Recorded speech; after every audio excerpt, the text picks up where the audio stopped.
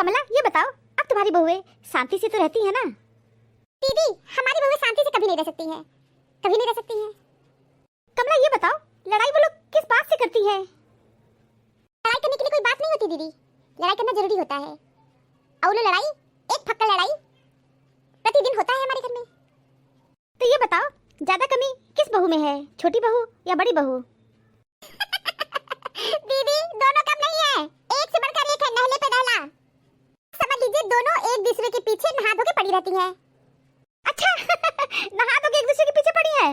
हम तो सुने थे लोग एक दूसरे के पीछे हाथ धो के पड़ जाते हैं। अच्छा तो यहाँ पे नहा धो के पीछे पड़ गई है। क्या बताएं दीदी, अब समझ लीजिए कि कोई भी दिन ऐसा नहीं होता है कि जो दिन हमारा शांति से चला जाए। हर दिन कुछ न कुछ कमी निकाल के एक दूसरे से लड़ाई करना उन लोगों का परम कर्तव्य बन गया है। हे भगवान कमला, तुम्हारे जीवन में कब शांति आएगा? तेरी शांति नहीं आएगा दीदी, मरने के बाद ही शांति आएगा। लेकिन कमला हम देख रहे हैं, कल रात में मैं आई हूँ, लेकिन कल रात से तो कोई लड़ाई झगड़ा वो लोग नहीं कर रही है, बड़ी शांति से है सब लोग। दीदी वो लोग दिन के उजाले में लड़ाई करती है, अब सूरज निकल आया है ना, अब लड़ाई शुरू करेंगी। अच्छा उन लोग की लड़ाई करने का मुहूर्त होता है? किसी भी टाइम वो लोग मुहूर्त निकाल लेती हैं और लड़ाई कर लेती हैं। मेरे आने से लड़ाई झगड़ा वो लोग ना करें। दीदी ऐसा हो जाए ना, हम तो गंगा नहा लेंगे।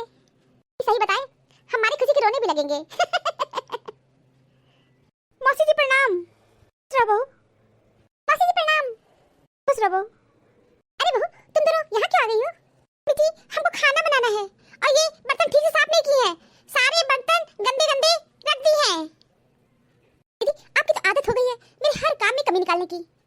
कमी नहीं निकाल रही हो, तुम जूठा काटा बर्तन साफ करती हो।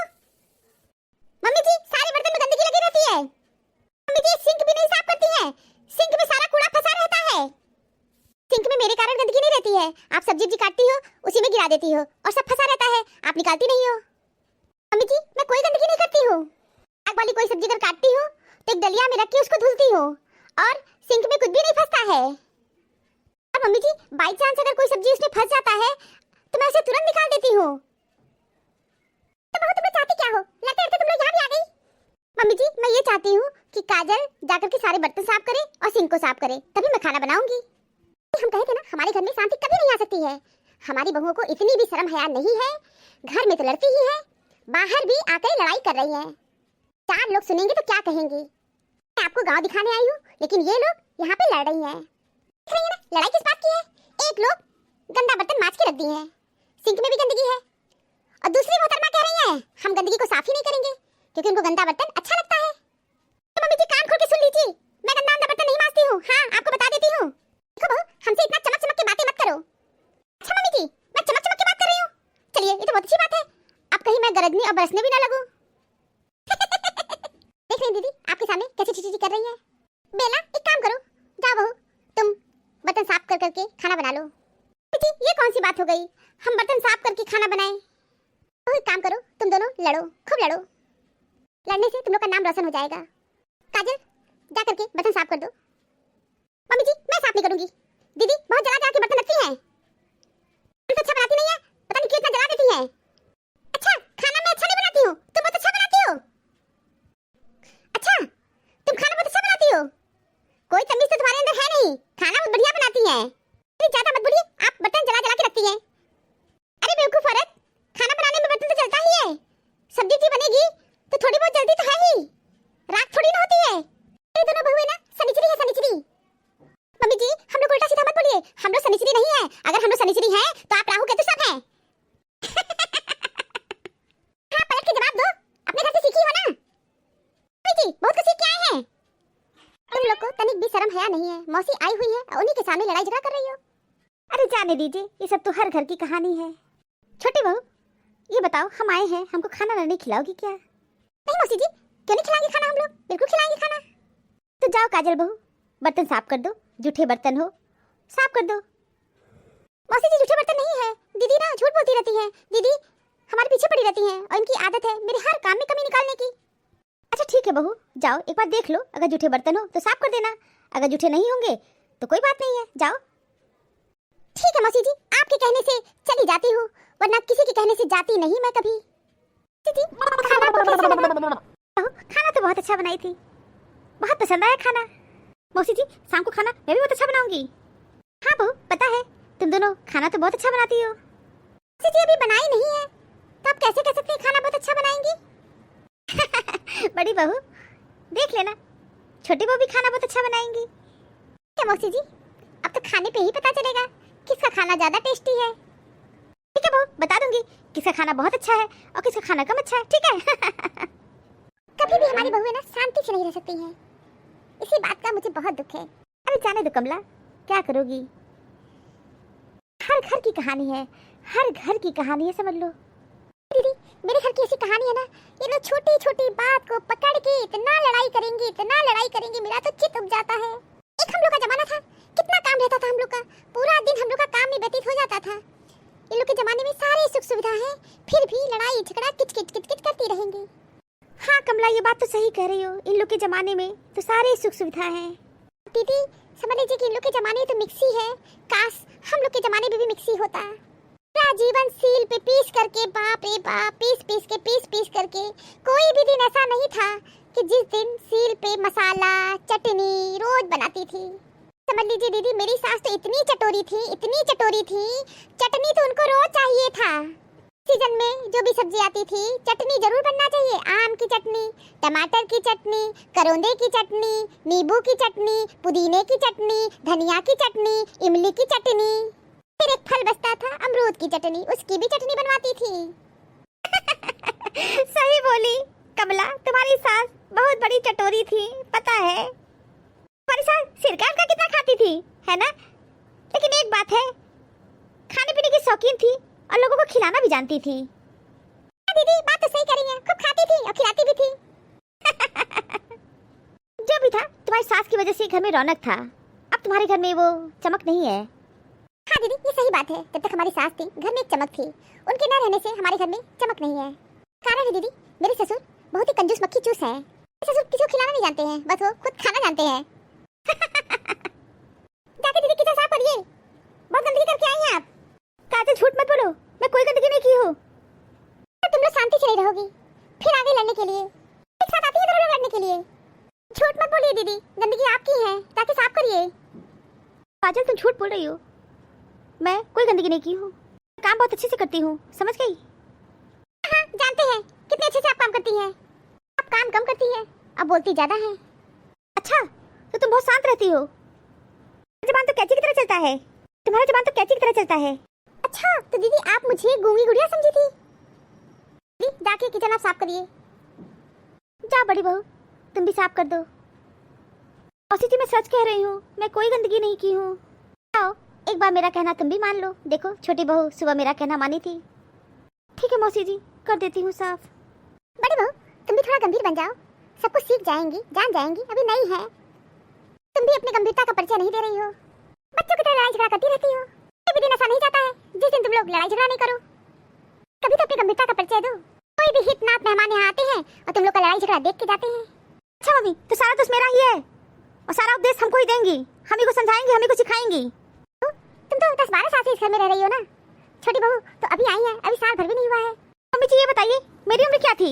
मैं 20 साल की थी और आपकी छोटी बहू की उम्र इसमें क्या है? 29 साल है। मम्मी जी मैं 20 साल में सब कुछ सीख गई और आपकी छोटी बहू 29 साल की है, वो कुछ नहीं सीख पा रही है। उनको सिखाइए, उनको समझाइए।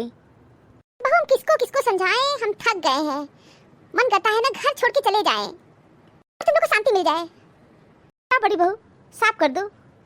क्या मौसी जी जा रही हूँ साफ करने। पहले ही साफ कर देती तो इतनी बात ही नहीं बढ़ती, लेकिन दीदी की तो बात बढ़ाने की आदत है। बहू तुम परेशान मत हो, देखो जा रही है साफ करने। कहे थे ना जबान कैची की तरह चलता है, क्यों होगी? कोई तमीज सीखी ही नहीं है, संस्कार ही नहीं दिए हैं। बेटा वास्तव में तुम्हारे साथ तो बहुत गलत हो रहा है। हाँ मौसी जी गलत तो हो ही रहा है। हम तो शुरू से देखे हैं इस घर में तुम्हारे साथ क्या हुआ है। तुम्हारी सास छोटी बहू को कुछ नहीं कहती है, इस घर में आई थी तो नादान थी, बच्ची जैसी थी, और तुम इतनी जिम्मेदारी को समझ ली। छोटी बहू उम्र इतनी ज्यादा है लेकिन बच्ची बनी है, तुम्हारी सास उनको कुछ कह भी नहीं रही है, तमीज तुमको सिखाती थी। और बहू ये बताओ तुम्हारी सास उनको जो कमरा दी है वो कमरा कितना अच्छा है और तुम्हारा कमरा कितना छोटा है और तनिक भी अच्छा नहीं है।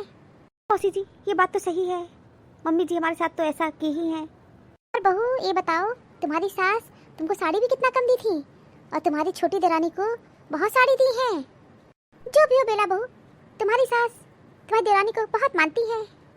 हाँ मौसी जी, मुझे भी लगता है। आखिर बहू, तुमको पता है तुम्हारे घर में रोज लड़ाई होती है, तुम दोनों में रोज लड़ाई झगड़ा होता है। तुम्हारी सास चाहे तो छोटी बहू को डांट पड़ते, लेकिन वो ऐसा नहीं कर रही है। और सारी कमी तुम्हारी देरानी में है। तुम्हारा सारा काम जानती हूँ ना, मैं 10 साल से इस घर में आ रही हूँ, देख रही हूँ तुम्हारा काम। तुम्हारा काम तो बहुत अच्छा होता है। तुम्हारी सास कुछ नहीं कहती है, रानी के सामने तुम्हारी भी बेइज्जती करने लगती है।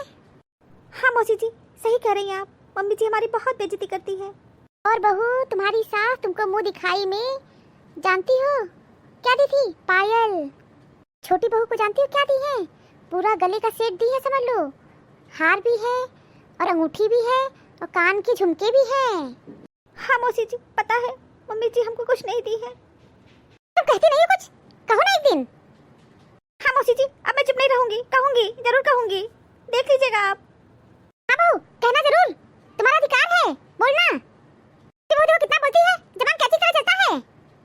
मैं चुप नहीं रहूंगी मौसी जी, आज ही बोलूंगी, देख लीजिएगा आप। मेरा काम तो हो गया, जो मैं करने आई थी वो तो मैं कर दी। अब लड़ो सास बहू तुम लोग। अभी तक जो लड़ाई हो रही थी वो कुछ खास नहीं थी, अब अच्छी लड़ाई होगी।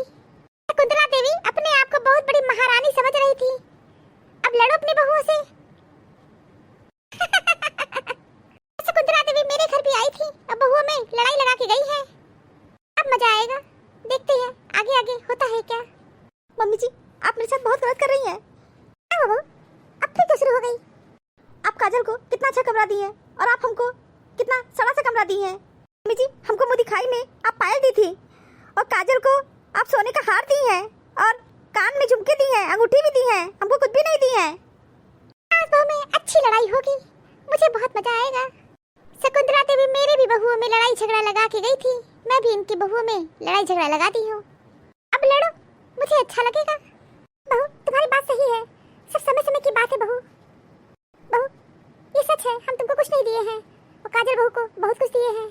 हमारी स्थिति अच्छी नहीं थी, लेकिन बहू जब हमारे पास होगा तब तुमको हम बनवा के दे देंगे। बहू तुम्हें भी हम गले का सेट बनवा के देंगे। मम्मी जी, हमको तुरंत दीजिए आप। मौसी जी बताइए, हम ठीक कह रहे हैं ना? हाँ बहू, तुम हमसे क्यों पूछ रही हो? क्यों मौसी जी, आप ही तो कही थी कि तुम्हारे साथ अच्छा व्यवहार नहीं हो रहा है। बड़ी बहू, मैं तो तुम्हारे हित में बोली थी।